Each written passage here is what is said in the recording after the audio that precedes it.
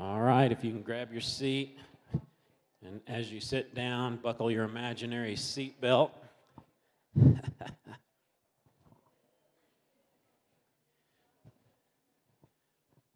going to roll through some challenging stuff tonight, so get ready. I think it's going to be good, but it's not easy stuff to hear. It's not easy stuff to be aware of. And it's definitely not easy stuff to enter into and engage, and I'm asking you to do all of the above, so it's a big ask tonight. You know, we entered into this year, if you'll recall, if you've been a part of the church for very long, you've heard this, but we entered into this year with really a intense vision, a sort of a fresh directive from the Lord, and it was something that had really been happening. I don't know how purposeful or intentional we'd been about it, but it had been happening, but it was like the Lord was just giving us such a directive to expand and our focus in this area of extending our influence intergenerationally. And within that was such an emphasis on the young, on millennials, on Gen Z, and I know I'm using crazy words, basically like 12 to 30, right around in there. And so with this, it's a tremendous challenge, but God's given us an emphasis of young people. And so some of you are parents, some of you are grandparents, some of you don't have any children, some of you are already wondering, what in the world does this have to do with me? And I'm going to tell you right now. So there has been a lot of money thrown at this problem, and when you get a lot of money, you get a lot of good research, usually, if the money goes to the right people anyway. And so in this case, it did, and there's been a lot of research in the last decade or two about young people, because virtually everyone across America is noticing this trend of 50%. That's a staggering number. 50% of young people leaving the church around high school, college, right through there. Maybe right after youth group, a few years later, however it sort of flexes up, but 50% leaving the church. Now, a little bit positive, 50% of the 50%, we're down to 25%, mind you, but 50% of the 50% comes back, praise God, when they get married and have kids. But what happened in that lost connection? Some really big life choices, right? Occupation, college, marriage, some big life decisions went down in this point of separation from the church. So they've been researching, they've been digging, what in the world helps faith stick? You can Google this, sticky faith, all kinds of research, all kinds of findings. But here's what they found. There's no one thing that makes or breaks this matter. But as they continue to dig and they continue to dig, they said the best correlating factor that they could find was this. Lots of adults that are connected with young people, that are adults, that are people of faith, that help young people navigate this transition. So Chap Clark said it this way. He's from Fuller. He said, we've had in youth ministry this philosophy of a 1-to-5 ratio, that we need one adult for every 5 students. You know, if I was like taking all of your kids on a youth trip or something, and I had 2 adults and 25 kids, parents would be raising eyebrows. You need 1-to-5, or 1-to-4, or 1-to-3. But what he says we need is to scrap all of that. He said we need a 5-to-1 ratio. We need 5 caring, life-giving, connected to community and Christian faith believers speaking into and connected with every one adolescent to help them navigate this transition, okay? And obviously parents have a big role in just pulling people in, but in some cases parents aren't going to pull people in or aren't even around to pull people in. And so we as a church need to sort of respond to this. We need to be one of the 5 for somebody. There's a lot of young people around you here at this church, but beyond this church, that need the 5. And so this is really to look at this. That's a lot of adults involved in youth ministry. As a youth leader, you look at this and it's just completely overwhelming. It's a lot of adults involved in youth ministry, but this is what is needed. And it's really not a youth ministry. It's really a church ministry. This is something that God has entrusted to us. So there's some big issues fighting young people, and I'm going to try to, already losing time, I'm going to try to navigate some big issues tonight. I'm going to try to navigate cutting and give a little bit of a broader framework for that problem within addiction, within the context of addiction. I'll try to unpack a little bit of addiction and victimization. So victimization we'll probably spend the least time on. It's a critical piece, but I spent a lot of time last year talking about this, so hopefully it'll come back to somebody and they'll tie some of this together. But we're going to try to walk through some of these big issues, get a little bit of an understanding of the framework for self-injury and addiction, because cutting is a good example, but there's so much more going on with addiction. I was thinking about it this afternoon. I would estimate, just here in our church, we're probably 35 to 50% of people have struggled with or are struggling with some type of addiction, and probably close to 100% have been affected by addiction through some person you're connected with, family, friend. I see Tom nodding, so that's good. He's studied this more than I have. So it's just a huge problem. So I feel like that gives us sort of some common denominator, people that everybody can catch a hold of.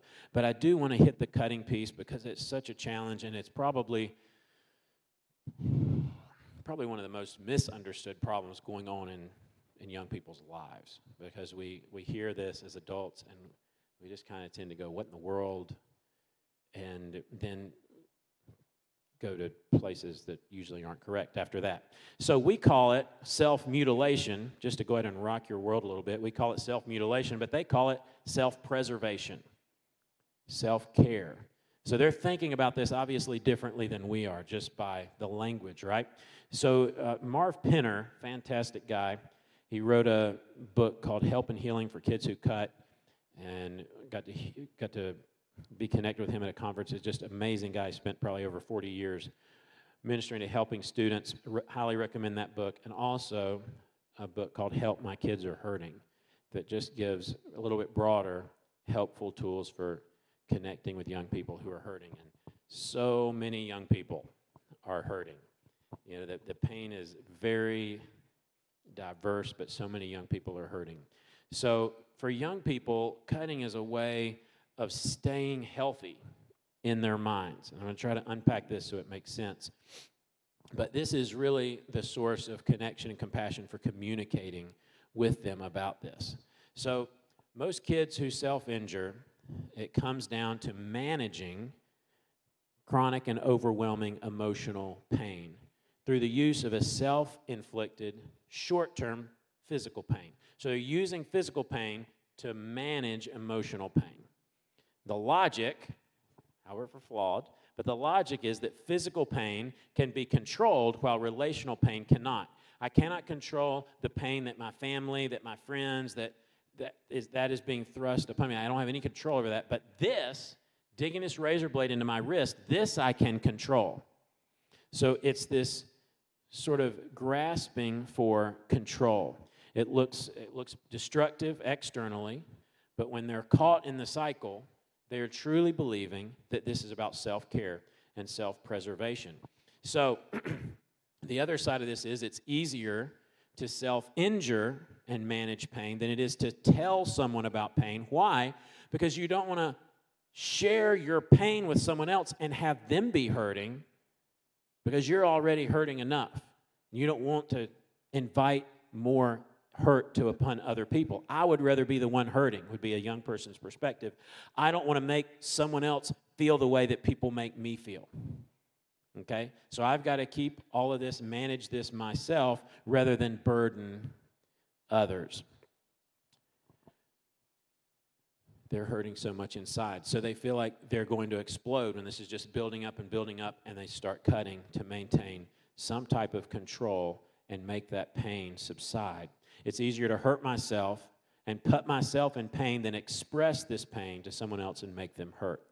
So there's a desire for control to relieve the pressure There's a feeling of an explosion of fear around that, and it's really about control over the body, because the body is the only thing left that I can control. I've lost control over everything else around me. And we're going to get a little bit better sense of this in a moment. I've got a couple of things I hope will help.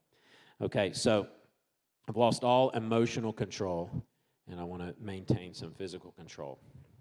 I think there's probably, just in the realm of addiction, there's some loose comparison here to sexual addiction, seeking some type of sexual release. I need some sexual healing. There's a song about that, right?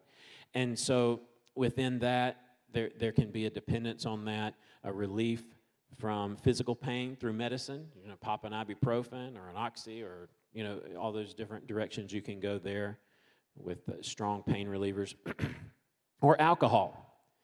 And then, you can use these same means to deal with physical pain or emotional pain. And this would be the emotional piece. So hurt, anger, sadness, despair, fear, loneliness, self-hatred.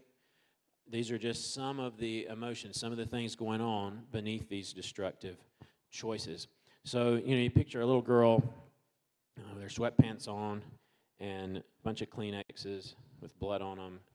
And she's there, and there's a terrible situation going on in her home. Her dad often comes home just puking drunk, and it's not a happy place. Then he has people come and just crash at his house, and they've taken advantage of her sexually. Like, all these different things are going on in her life.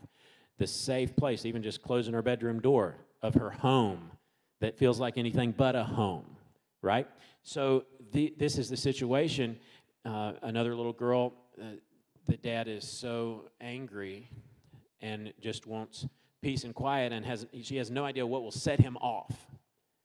So she's afraid to even cry, even whimper, even make a sound in her house, because that could release a torrent of anger. So the only way she feels safe to cry is through drips of blood. I cry through the blood. My body cries for me. That's rough. That's rough. So what does this bring with it? Well, you're already feeling down. Now you've done something to feel better, but that feeling better doesn't last. Now you feel even worse because you feel guilty about what you've done to deal with what was terrible. And there's an additional piece that comes in to complicate matters further and isolate you more, and that is fear of discovery. Okay? And so I'm afraid someone's going to see. I'm afraid someone's going to find out. And so I'm going to isolate even more, push people away even more. The only way to participate in the healing journey of young people is to enter into their pain. It's a listening. It's a deep listening. We're going to talk more about that in a moment. And a choice, a chosen empathy, and a declared willingness to enter into the mess with them, because it is a mess. So within this, I think Luke 4 really speaks to this, because entering into pain, entering into empathy, asking yourself the empathy question, how would I feel if I were in this situation? If you can relate in any way, shape, or form, and then you can get empathy for that situation. But this is what Jesus says, Luke 4:18, right? The Spirit of the Lord is upon me, because he has anointed me to preach the gospel to the poor. He has sent me to heal the brokenhearted, to proclaim liberty to the captives and recovery of sight to the blind, to set at liberty those who are oppressed, and to proclaim the acceptable year of the Lord. So there's some themes you start to see here, right? Brokenhearted, captive, prisoner, marginalized. These are in the mission statement for Jesus. These are the target audience. These are the people that are in pain. These are the young people that are hurting. These are the people that are in bondage. These are the folks who are broken. These are the folks who are marginalized. These are the folks who are heartbroken. And they capture God's heart. Now remember that.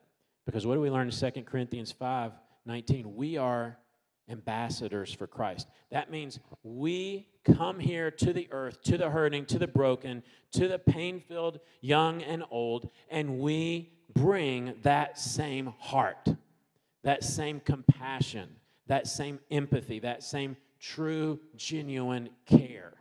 Not, I'm just going to say I care. I'm going to care. I'm going to enter into that brokenness. I'm going to engage that pain. I'm going to feel that. It's going to rip my heart out, and I'm going to let it. Do you see this? That's our role. That's our calling, to be the hands and feet of Jesus.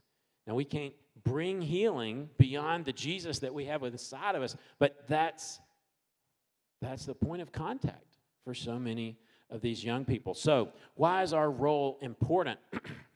To boldly enter in, to engage in these difficult situations, and obviously, because it's sort of a mission given to us by Jesus. But there's another side that I thought was so interesting. In the Gift of Hope, a book called The Gift of Hope, How We Survive Our Tragedies, Vaninga makes this amazing observation. She says, almost without exception, those who survive a tragedy give credit to one person who stood by them, supported them, and gave them a sense of hope. One person. One person can make all the difference in the world for a hurting, broken young person. Now, I know I talked about the 5 earlier. They need the 5, but just one can make a huge difference. She said it's extremely rare for someone to navigate those tragedies alone. There's someone that's a voice of hope. We have the source of hope. We can bring a voice of hope into these situations. So just a little more to unpack here, and then we'll jump into the broadening scope there with addiction.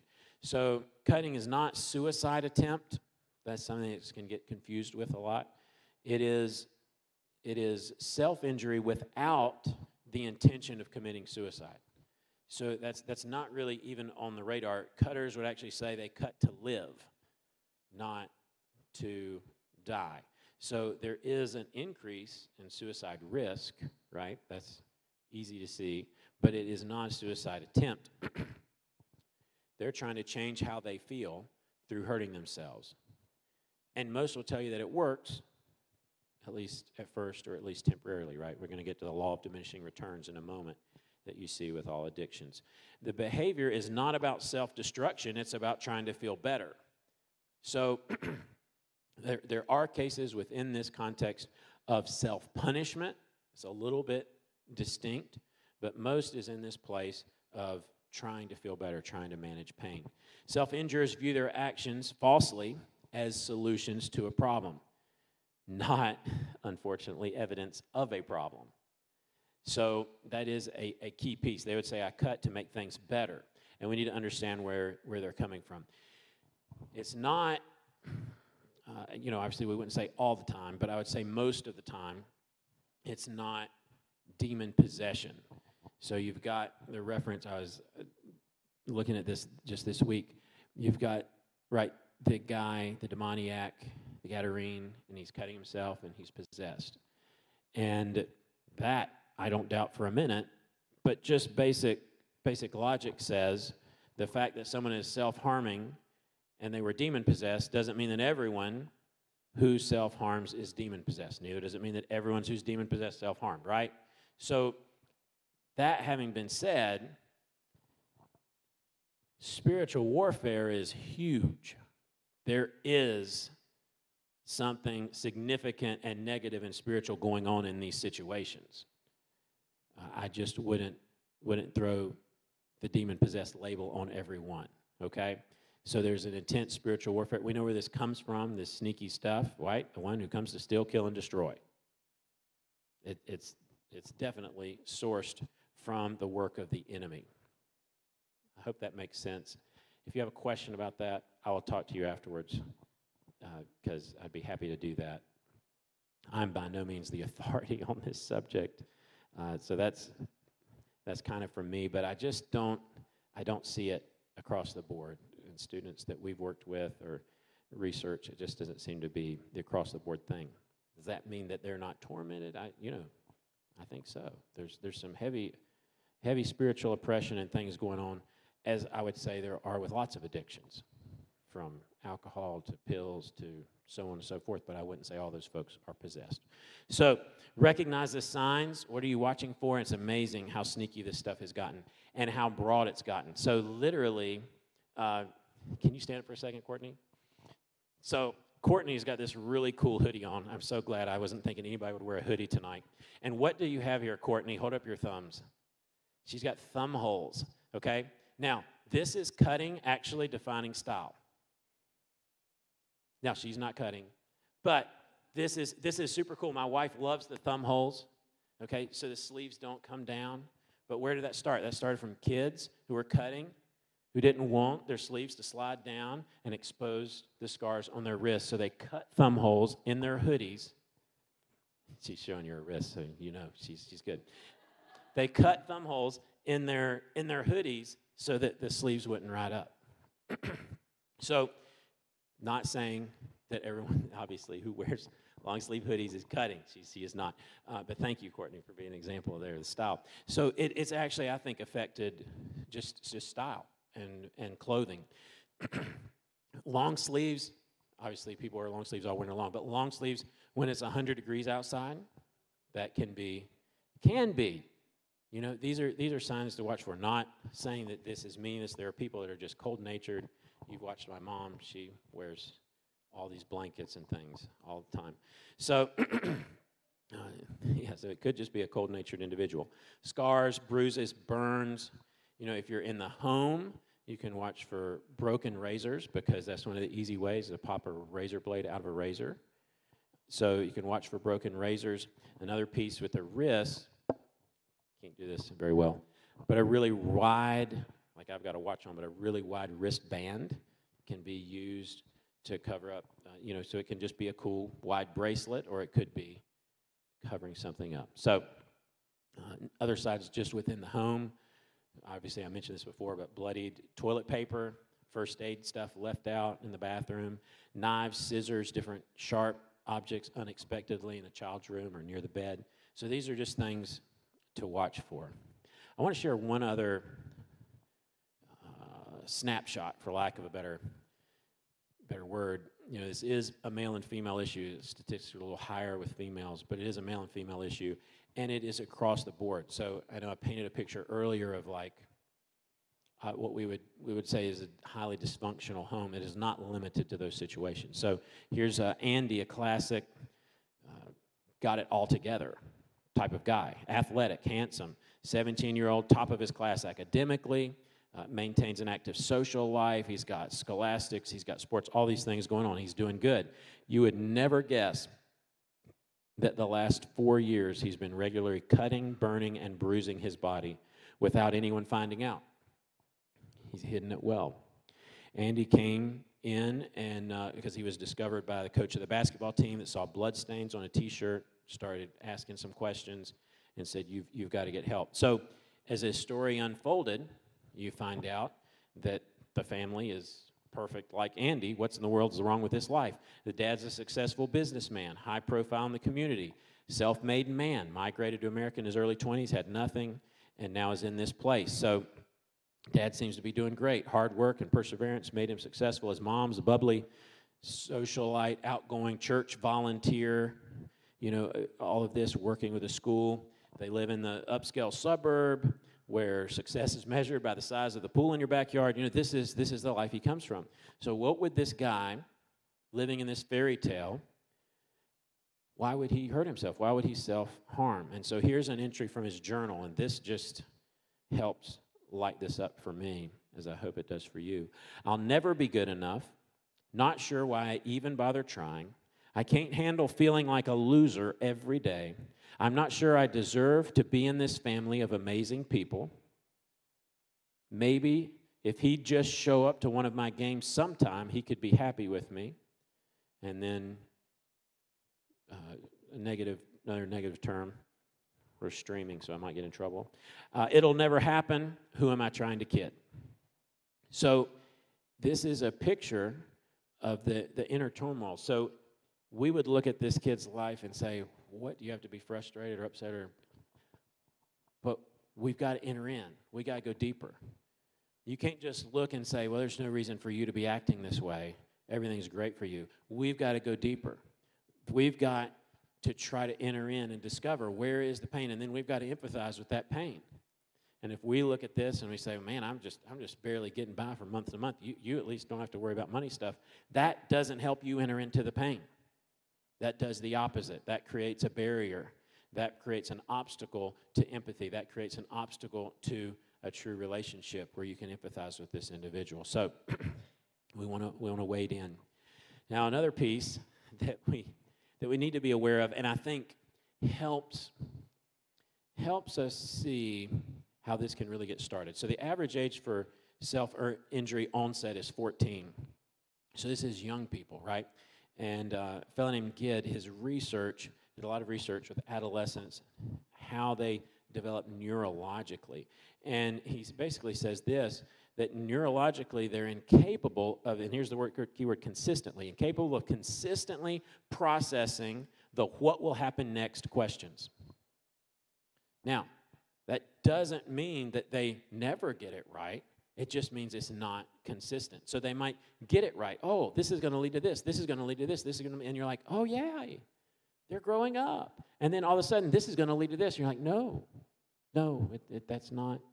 Nope, not connected at all. It's not consistent yet. So at times we see how this is consistent, and then other times we all know this. If you've had interactions with young people, we just shake our heads in amazement at their apparent lack of foresight. Like, you didn't see this happening. No, they really didn't. Because it's a lack of consistently, properly interpreting what will happen next. So then you've got stress, pain, all this going on. That may reduce that, what will happen next, capability even more. And so then one of my favorite questions, right? I mean, my kids aren't even teenagers yet, and I'm already asking it. Like, what were you thinking? Why, Asher, why'd you push your 9-month-old brother over? What were you thinking?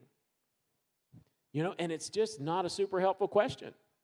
It's not with my 3-year-old. It's probably not with your 13-year-old. May not be with your 20-year-old.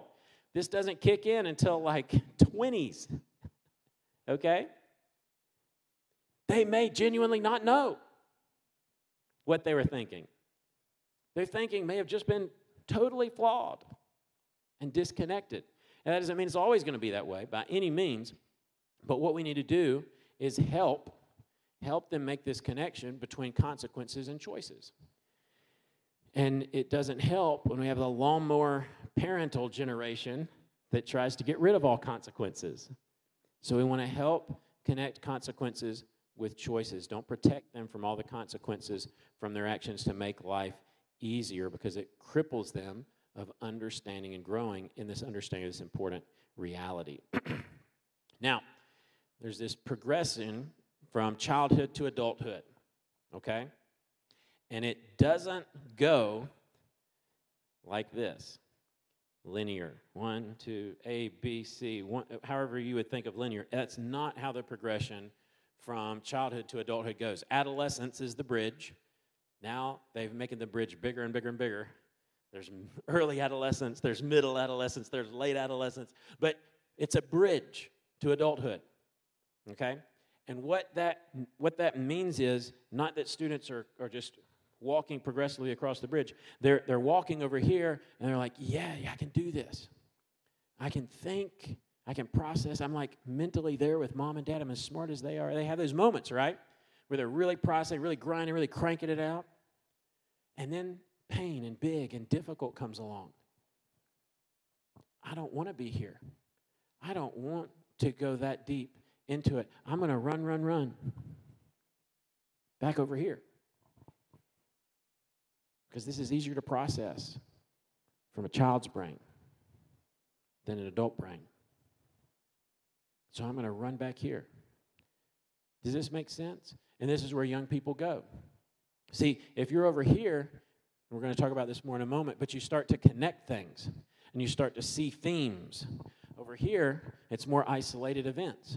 Well, this terrible thing happened, but children are resilient. I'm going to wake up tomorrow, and it's going to be a new day.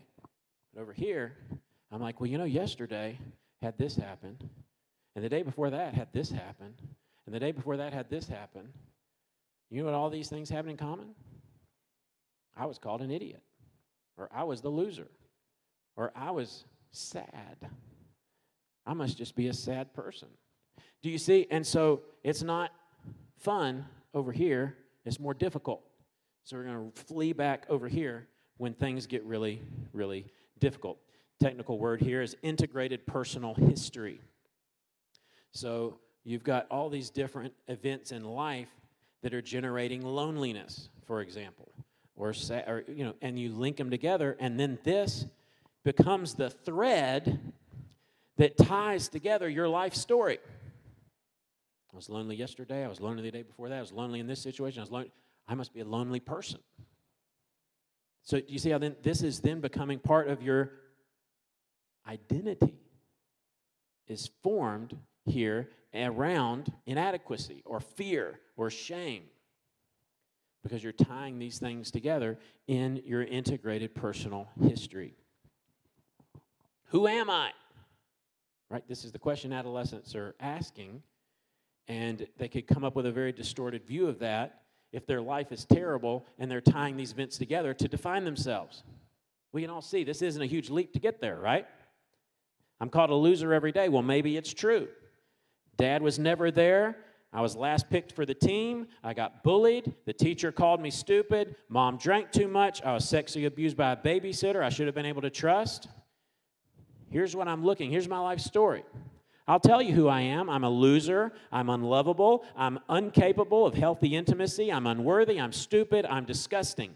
These are the assumptions that you're carrying into your life. And here's the sad part. If they don't have just the one, much less the five, but just the one hope-filled voice in their life, then these assumptions are unknown and unchallenged. Unchallenged assumptions. Unchallenged assumptions can define a person. They can dictate identity. So, what does this do? There's no caring adults, then there's unchallenged assumptions, and adolescents will cling to them. Because it's a way to make sense of a pain-filled past. I've got an assumption, and it makes sense of this. Life works for me as long as I view myself as a worthless piece of crap. I'm useless. I am nothing. I am unlovable. That's why my mom drank when I was little. I'm a whore, so I was sexually abused when I was 7. I'm a slut, so I was raped when I was 13. Do you see this? If we define ourselves in this way, then our story makes sense. It doesn't seem crazy or incongruent anymore. Now, I want you to catch this piece, because this is a subtle nuance. But Penner picked this up in his work, and it really makes sense. Unloved versus unlovable. Okay? Unloved is an emotion. It's an emotion that's felt in a moment. Unlovable is a negative identity. It defines who I am. It's not, I was unloved in this situation or in this moment. It's that I am unlovable. In every moment, in every situation. This is not something limited to a moment. It's who I am. It's not just about what's happening in my life right now. It's where I've always been. So, you've got guilt-rooted behavior, shame-rooted in who I am, and with cutting and with other addictions, it just keeps going worse and worse. It spirals because of the guilt than from the action. This is a long ways away from the truth that we know, right? Any type of revelation that you are precious, respected, deeply valued, loved by God. There's such a fear in students' lives of even trying to embrace this truth. I mean, that's terrifying. That's completely inconsistent from everything I've experienced. How could I venture out and say, I want to really taste that? I want to go there. But this is our calling, to speak hope, to speak truth, to help students discover and embrace the truth of their identity in Christ. But it's difficult when everything from their life, or everything that they are focused on from their life, right? Because when you come to define yourself as unlovable, you interpret everything through that lens. Someone could have even been coming and saying, I love you. And you're like, well, A, you don't really know me. B, you're just saying that to make me feel better. Like, you see, we can rationalize that away. If our identity is I'm unlovable, then everything just glances off the armor. So peeling that back and getting down is such a challenge. But that's what we're called to do. So I want to just briefly, I know we're not going to really do this justice, we're going to briefly breeze through the victim piece. But the foundation here for us, the encouragement for us is 2 Corinthians 1, 3 through 4. All praise to God, the Father of our Lord Jesus Christ. God is our merciful Father and source of all comfort. But we are his ambassadors, remember? He comforts us in all our troubles so we can comfort others. When they are troubled, we will be able to give them the same comfort that God has given us. There's another translation of this called the Palmer translation. It talks about Christ. It talks about God coming alongside us in our difficult times so that then we can come alongside others in their difficult times. It builds empathy. So most everybody's noticed me walking funny at some point in the last month. I've been having this back nerve thing. It is doing better. Praise God. But it was lots of fun. And so in that, when you're spending weeks and it hurts to walk, you get a whole new compassion for people who are hurting. Like my grandfather, I talked to him on the phone. He's like, I'm hurting every day. My back's hurting. I'm like, I'm so sorry. And I'm like, I'm so sorry. It's terrible. So it's where we're comforted, we bring comfort to others because we have empathy, then we care. This is a terrible place to be in. Some of you have been in this place of pain and this false identity, this negative false identity, and you have compassion for people who are there. So Jesus consistently loved people as they were, right where they were. He didn't say, oh, well, you've got to stop this so you're lovable. No, he loved people right where they were, but he refused to leave them there. So we're going right into the mess, right where they are, but we're not leaving without them. That's the key. So this painful event happens. We're going to go to the diagrams there. Painful event happens, and we interpret that through it being our fault, especially young people. So I am defective, I am nothing, I'm a bag of trash. We talked about this a little bit already, right? So you've got to sort of survive, and survival and self-protection takes really one of three forms. You've got these unchallenged assumptions that I am defective. There's one of three ways that you can deal with that. It's just attacking you, right? Because you've put together this narrative of your life. This is who I am. So compensate, deny, or express become your three options. This is the next slide. Compensate, deny, or express for survival. Yep, there we go. So compensate, I've got to make up for my defectiveness. No one can be allowed to see my ugly inside, so I've got to make people love me. I'm trying to manipulate everyone around me to get them to love me. But the tragedy here is I'm working so hard to be fake and make everybody love me that even if they do, I know it's not real because they're loving a fake me. Do you see this? So even if you manipulate and get people to love you, you know that you were working outside of who you truly are to get them to do that. So they may genuinely love you, but you can never receive it because they feel like they're loving a fake you. That's compensate. I got to make up for me. I can't let people know what's really going on inside of me. Deny and distract. Hurt. I don't know what you're talking about. I feel fine. I'm having too much fun to even worry about it. I'll run on adrenaline. I'll use drugs, alcohol, sex, whatever it takes to make sure I never have to think about how much I'm hurting. I can't feel a thing, and I like it that way. It's denial. Express, or another piece of denial is maybe you're honest about something happening, but you deny the full emotional heaviness and weight of it. Okay? Another piece with the express and live out of assumptions is number 3. I'm a loser. I'm a disappointment. I'm a failure. So that's how I'll choose to live. It's impossible for me to try to be anything else, so I won't even try. Most of the time, it leaves me feeling empty and dead inside, but that's probably better than trying to fix something that can never be fixed. So all three of these, obviously unhealthy, and they lead often to more unhealthy, destructive choices. So then that leads to increased levels of stress, intensified anxiety, and an even greater breakdown in your relational connections, right? Because you're pushing people away through these behaviors.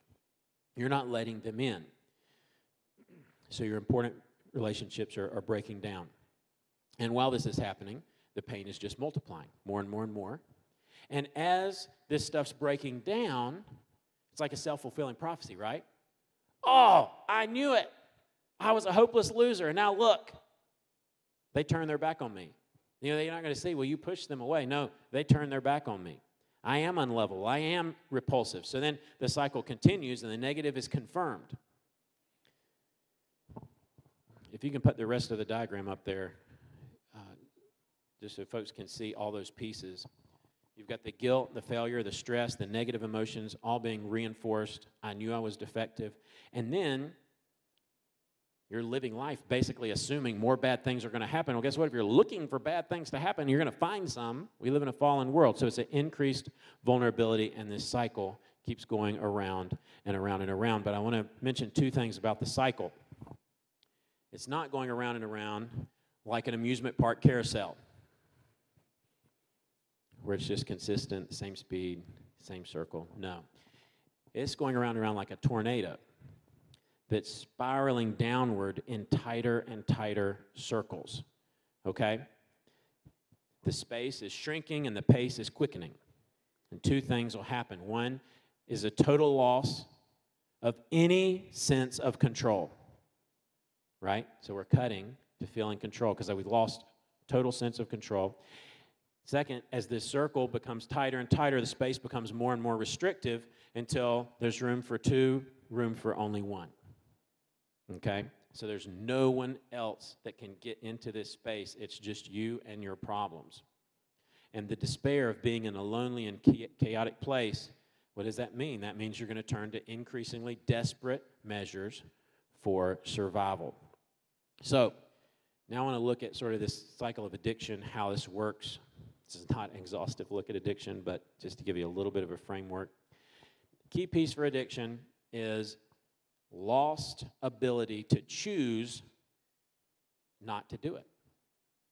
Now, you find this with whether it's food, drugs, alcohol, all kinds of different things.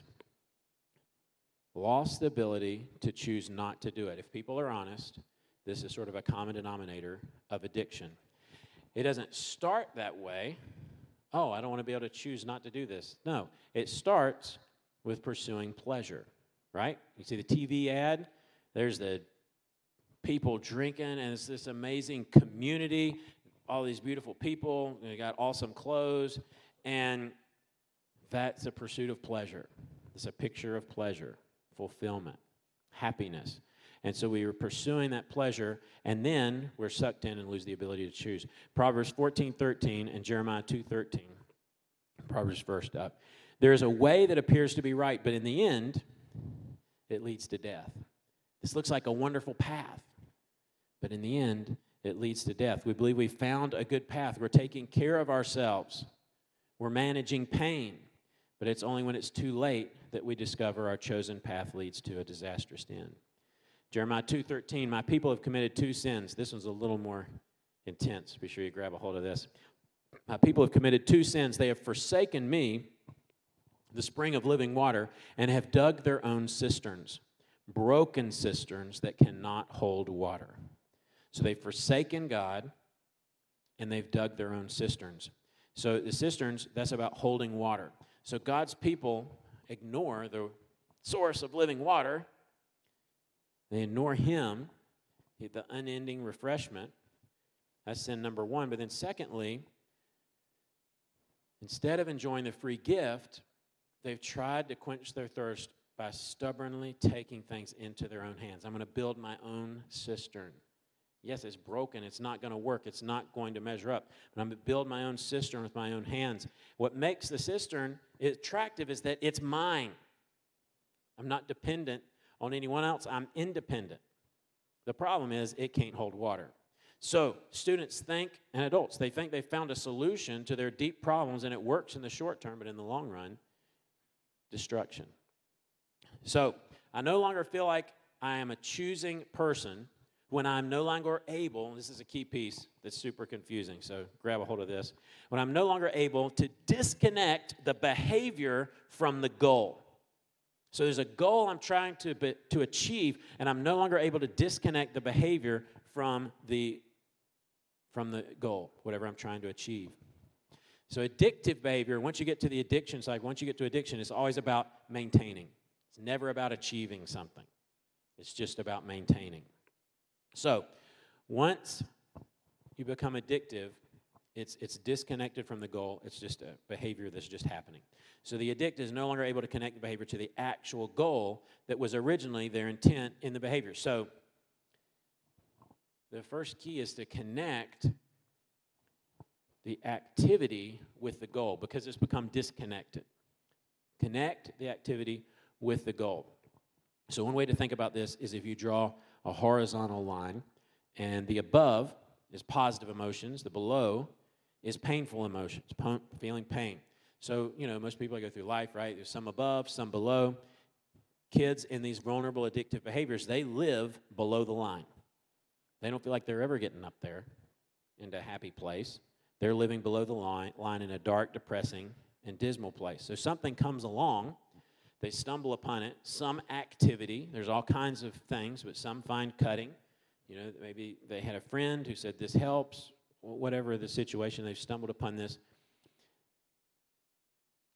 And it pulls them out of that feeling of despair and being out of control, and they feel relief.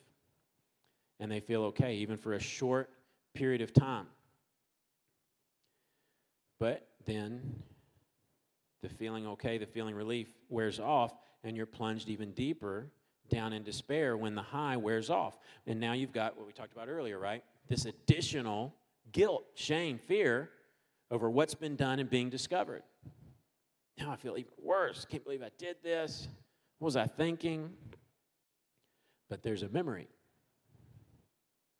of feeling better. There's a memory of feeling in control. There's a memory of life did not stink quite so much. So that is what the problem is. There's a memory of feeling in control and managing emotions. So all addictive behaviors, just like all these pieces, they're subject to the law of diminishing returns, which means what worked yesterday doesn't work today. The law of diminishing returns, I think, applies to a lot of things, but it doesn't apply to Jesus. Amen? What worked yesterday doesn't work today. Over and over, plunging to deeper despair, and eventually the cycle no longer provides positive feelings, eventually only neutral. So where before we were getting up, yay, positive, yay, control. Now it's only getting up to the flat line. It's just not terrible. Then you're not even getting up to neutral. You're no longer finding pleasure at all. Now it's become just about not hurting. Did you see how the goal changed? Before it was feeling control, feeling better, maybe feeling happy, feeling relief. Now it's just about, I just don't want to hurt so bad. I used to feel good for a couple of days after hurting myself. This is a quote from a student. Now I'm lucky if it feels good for 10 minutes. So it used to be a relief for days. Now it's 10 minutes. That's the law of diminishing returns. Kids will say it's just about managing emotions and feeling better. It really isn't. It's really just pain management, which is so much of addiction. Pain management. So the behavior is disconnected from the goal. It's not a pleasure pursuit anymore where it started. The only option is to crank it up and repeat the cycle on a more extreme measure. This is where you get into the place that is just not about hurting so much. So what first time may have been a small cut, then it's multiple cuts, then it's carving, then the law of diminishing returns. So this can lead then to trying more dead-end behaviors, right? Other addictive behaviors, because you're just trying to get back up above that line, and it doesn't keep you there. This was a sad one. just an example of cutting getting more intense. Little girl, the neat, thin razor lines just weren't doing it for me anymore. I was making a sandwich one day, and as I was cutting a slice from a fresh loaf my mom had baked, I saw the rough, serrated edge of the bread knife hacking its way through. And I just discovered my new best friend. That's how this works. It's tragic. So underlying this behavior, there's some dynamics that we can pretty much count on. Low self-esteem. This is negative view of self combined with what is often a lifetime of stuffed emotions, unexpressed emotions, just been pushed down, pushed down, pushed down. Feelings of profound abandonment. I am alone in the world. No one cares about me. A sense of personal defectiveness. There's something broken. There's something horribly wrong with me. I'm a loser. I'm a failure.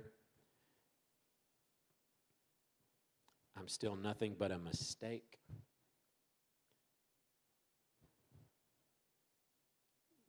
It's a bad place. They feel trapped. So how can we respond? We'll just take our last few minutes and talk about our response, which you've picked up some pieces along the way already.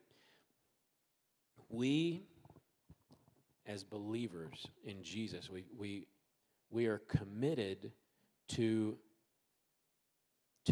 relationships, to connection, no matter the circumstances. So the only appropriate response is a relational response, a committed relational response. And then in that place, we become the hands and feet of Jesus, right? We've all heard the phrase, they don't care how much you know until they know how much you care. This is the relational response, no matter the circumstances. We're committed, and that's Jesus. When he comes in, and we're speaking life, we're speaking affirmation into students' lives who have low self-esteem. We're affirming their value. We trust them with our stories. We affirm them, and we communicate that trust to them. We listen to them on a level that allows them to actually speak their emotions. Every hour that they can share lowers the need for cutting because it's a healthy expression of emotion versus an unhealthy expression. So just saying to a kid, tell me your story, and listening and trusting and caring, becoming a listener, offering presence, being available. You know, we always think about boundaries, but you got to remember these are kids that are trying not to burden other people. You don't have to worry as much about boundaries with these guys typically, not that they're irrelevant, but they may need to be bent a little bit because when you develop a mutual respect, they're going to respect your boundaries and they're not going to push in too much, but that's the place when they're going to know that you care, that you're available.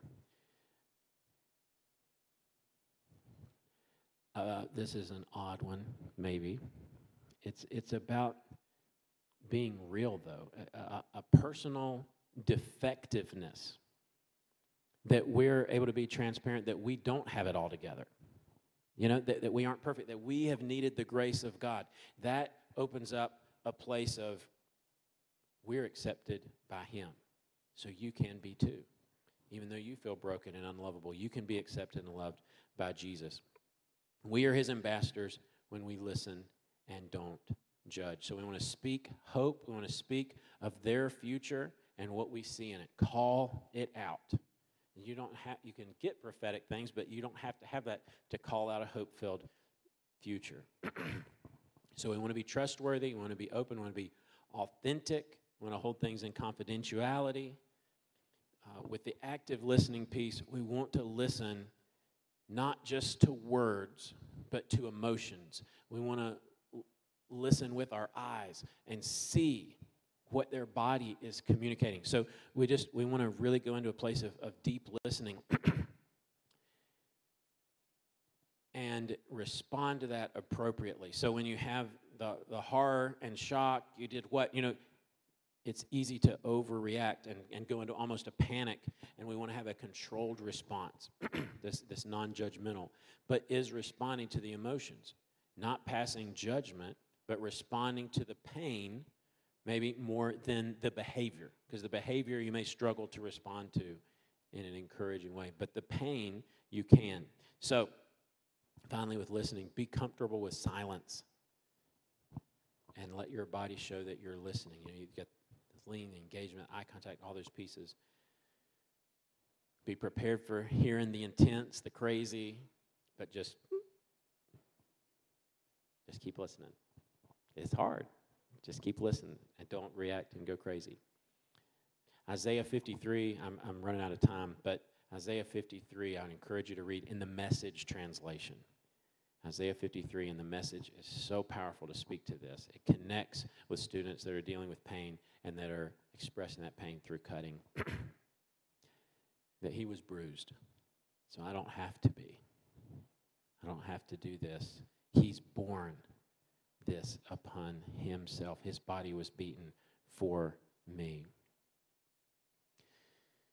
And I'm gonna close with this last picture of hope, and then we're going to have some students come up. You guys can actually go ahead and come up if you want to. I know it's going to take them a minute to get in position.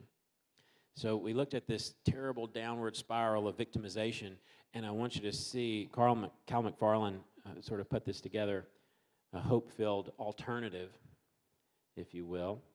And so within this picture, you see painful events still happening, but Romans 12:2, we're interpreting them through a transformed, renewed mind. Okay? Because of that, we're able to, in spite of that, taste who I really am. These guys can come on up, Dawn. Y'all can come on up and get ready.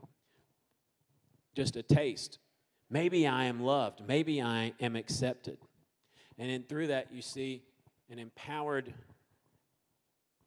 ability to embrace risk and vulnerability, this sense of other beyond yourself, and make redemption choices rather than isolating, pushing away. You're inviting people in. You're opening up. You're sharing that pain. So then through those new friendships, new possibilities, you're open to experience, you're able to experience the fruit of the Spirit. Love, joy, peace. Through experiencing that truth, you're able to actually embrace that identity that is God's truth and heart for you, that you are lovable and that you are accepted. I'll slip this out of the way.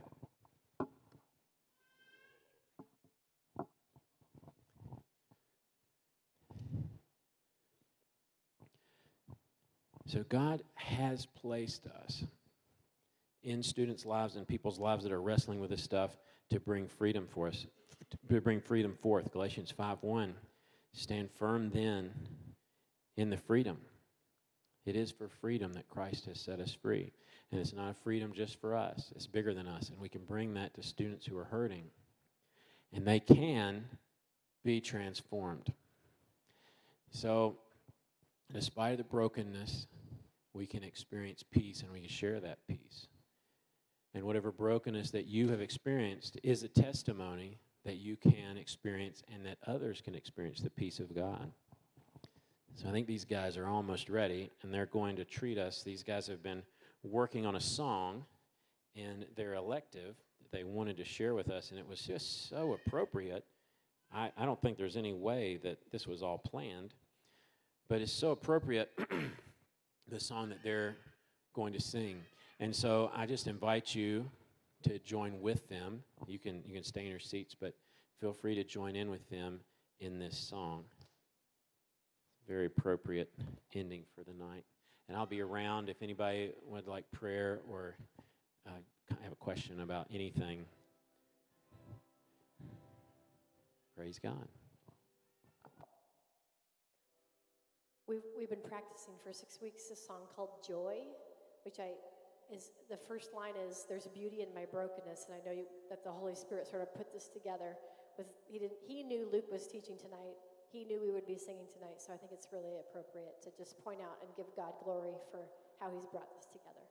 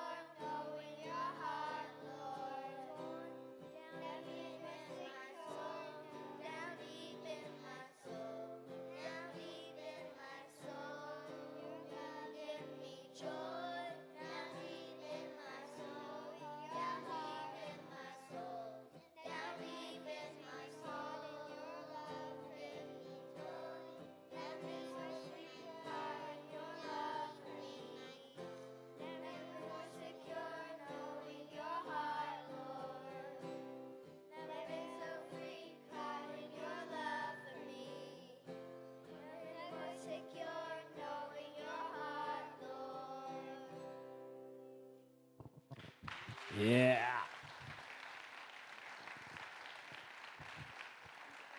Do you guys mind standing up here just for a few more seconds so I can pray? Father, we just thank you for your heart for us while we were in our sin and in our brokenness. And we just pray, God, that we can be open and vulnerable about that and open the invitation to others to share their brokenness with us, that we can bring the healing that we found in you to others as we are ambassadors for you. Bring your heart and your love and your joy into brokenness and hopeless situations. In Jesus' name, amen and amen. Let's give these guys one more hand. It was awesome. Hope you have a wonderful, wonderful, blessed week, and I hope you have opportunities to connect with people, especially young people. Help them find healing and hope and joy.